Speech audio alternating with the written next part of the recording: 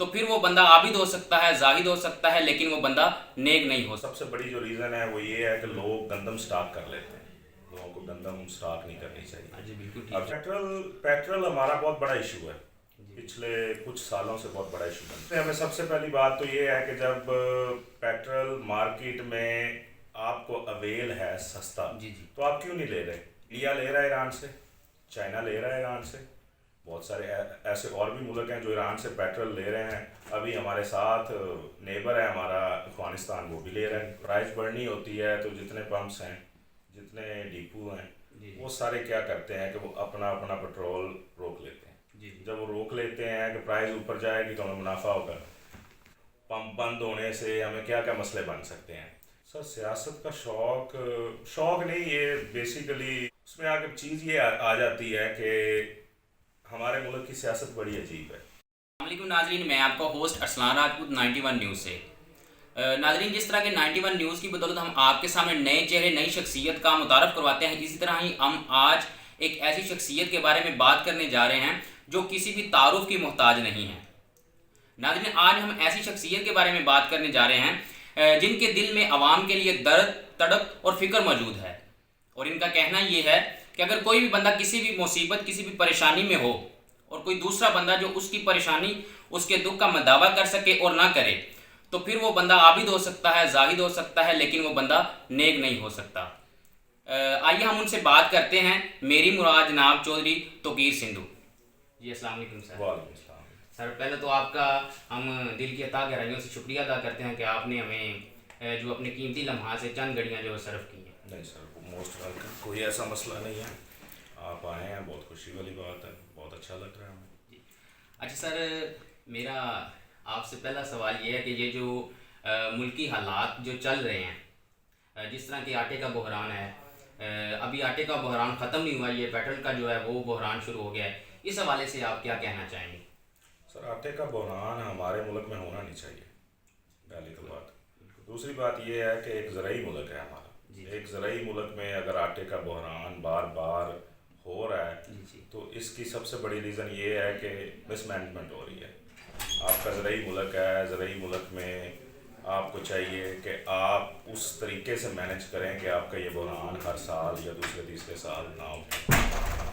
اور اس کے بعد سب سے بڑی جو ریزن ہے وہ یہ ہے کہ لوگ گندم سٹاک کر لیتے ہیں، لوگوں کو گندم سٹاک نہیں کرنی چاہیے۔ جی بالکل اب جس طرح پاسکو کے جو ہیں، یہ جو گودام ہیں، ان میں گندم پڑی ہوئی ہے، اس گندم کو نکالیں نا، اس گندم کو جب نکالیں گے وہ مارکیٹ میں آئے گی تو آٹے کا بحران ایٹومیٹکلی تھوڑا کم ہو جائے گا۔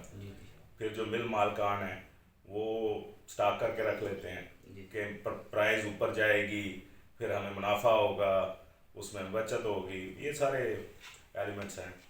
جو تو سر، یہ جو پیٹرول مافیا ہے، اس کے بارے میں آپ کیا کہنا چاہیں گے؟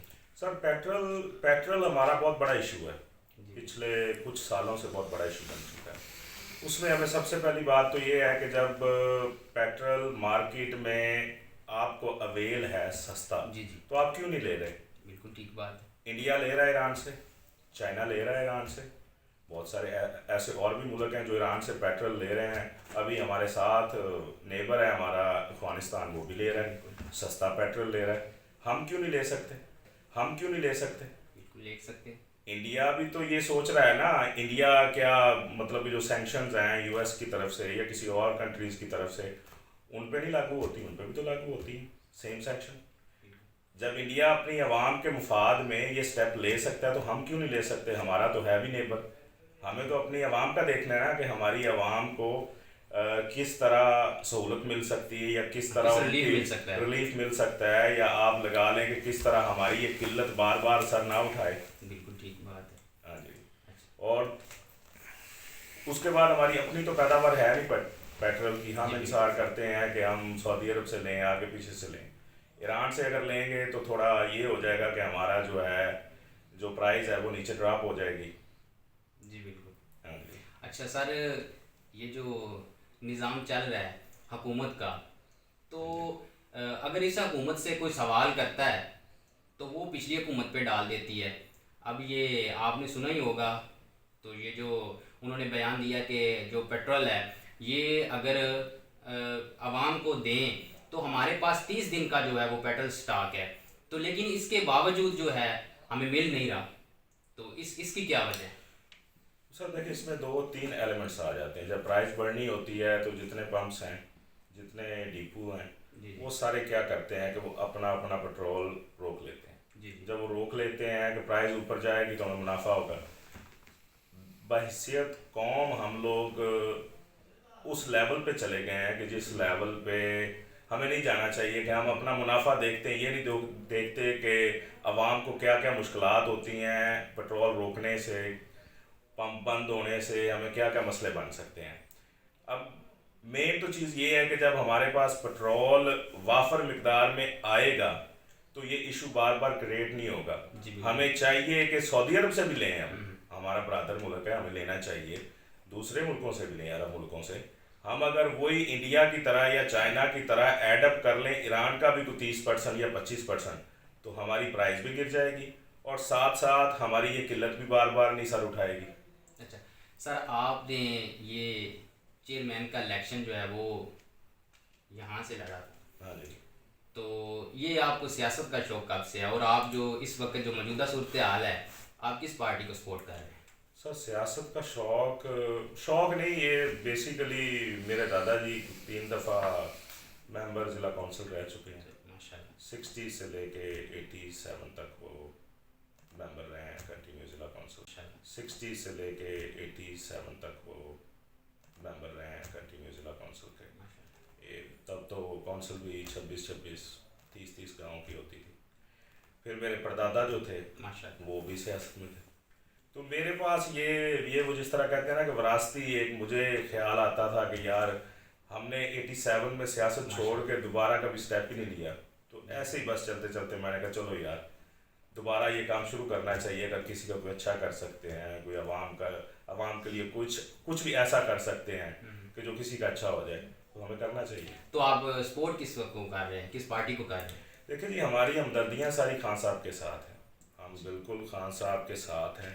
ہم نے لاسٹ الیکشن بھی بلا لاس، ہم وہ بندے نہیں ہیں کہ جو پارٹی کے ساتھ واویلا کرنے والے نہیں ہیں. ہم ہمدردی بھی ہے، ووٹ بھی ہیں، سب کچھ خان صاحب کے ساتھ ہے.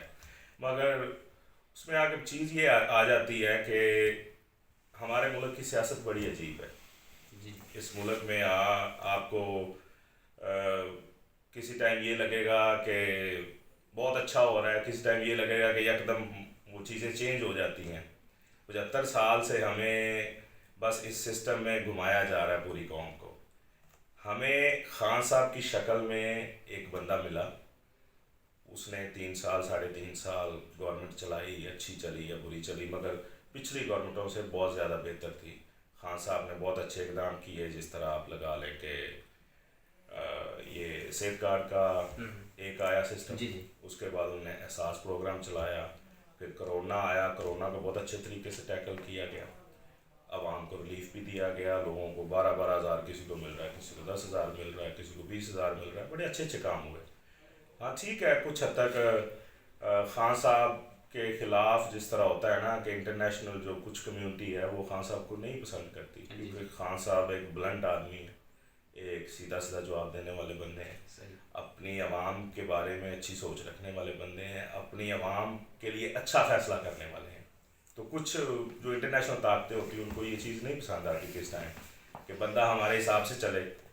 ہمارے کیونکہ پاکستان کی تو ایک ریت ہے کہ جس طرح کسی نے چلانا ہے اس طرح چلنا ہے، اور جب کسی نے کہنا ہے کہ نہیں میں نے اپنے طریقے سے چلانا ہے تو پھر مسئلے مسائل تو خان صاحب کے لیے کریٹ ہونے تھے.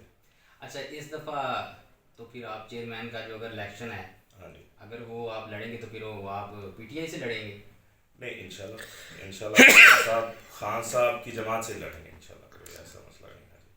اچھا تو سر آپ کے لیے جو حلقہ میں جو کام ہو رہے ہیں ترقیاتی کام، ہاں جی انشاءاللہ خان صاحب کی جماعت سے لڑیں گے انشاءاللہ، کوئی ایسا مسئلہ نہیں ہے. اچھا تو سر آپ کے لیے جو حلقہ میں جو کام ہو رہے ہیں ترقیاتی کام، وہ اس ٹائم کون کروا رہا ہے؟ حلقہ میں ترقیاتی کام دیکھیں، ڈیولپمنٹ کے کام ابھی ہمیں تو کوئی نظر نہیں آیا ہمارے، کیونکہ ہمارے گاؤں میں کچھ ہوا نہیں ہے تو ہمیں کوئی اتنا خاص نظر نہیں آیا. اس کے علاوہ اگر ہو رہے ہیں تو اچھی بات ہے، ہونے چاہیے.